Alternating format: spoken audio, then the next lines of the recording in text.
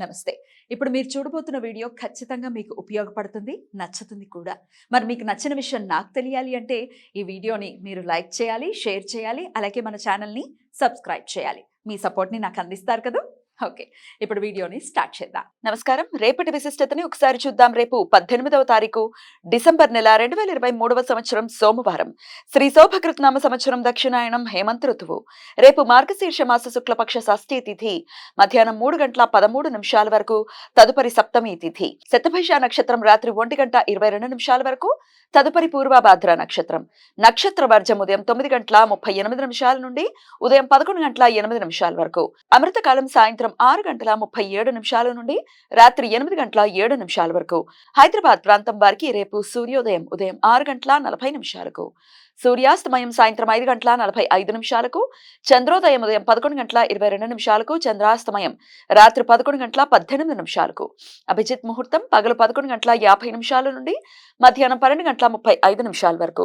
దుర్ముహూర్తం మధ్యాహ్నం 12:35 నుండి మధ్యాహ్నం 1:19 వరకు. మరలా మధ్యాహ్నం 2:48 నుండి మధ్యాహ్నం 3:32 వరకు. రాహుకాలం ఉదయం 8:03 నుండి ఉదయం 9:26 వరకు. గుళిక కాలం మధ్యాహ్నం 1:36 నుండి మధ్యాహ్నం 2:59 వరకు. యమగండ కాలం ఉదయం 10:49 నుండి మధ్యాహ్నం 12:13 వరకు.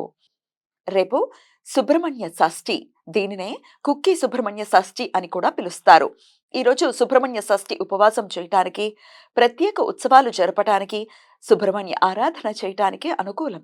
రేపు చంపా షష్ఠి, మార్తాండ భైరవ జయంతి. దక్కన్ పీఠభూమి ప్రాంత రాష్ట్రాలలో ఈరోజు చాలా ముఖ్యమైన పండుగ. మార్గశీర్ష మాసంలో షష్ఠి తిథి శతభిష నక్షత్రంతో కలిసి ఉన్న రోజున చంపా షష్ఠి వ్రతం జరుపుకోవటానికి ప్రశస్తమైనది.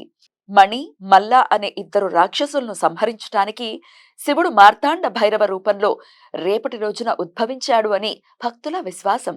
మార్తాండ భైరవుణ్ణి దక్కన్ పీఠభూమి ప్రాంత రాష్ట్రాలలో ఖండోబాగా పిలుస్తారు. మానసిక వ్యధలతో, భ్రమ, భ్రాంతి లక్షణాలతో బాధపడుతున్న వారు, తమ మీద దుష్ట ప్రయోగాలు జరిగాయని భావించే భక్తులు వాటి నుండి బయటపడటానికి రేపు ఖండోబా మార్తాండ భైరవ రూపంలో శివుణ్ణి పూజిస్తారు. ఈ సమాచారాన్ని మనకందించిన వారు మేడికొండూరు విశ్వనాథ్ ప్రసాద్ గారు. ఆయనకు కృతజ్ఞతల్ని తెలియజేస్తూ సుబ్రహ్మణ్య స్వామి స్మరణతో సమస్త సన్మంగళాని భవంతు. నమస్కారం.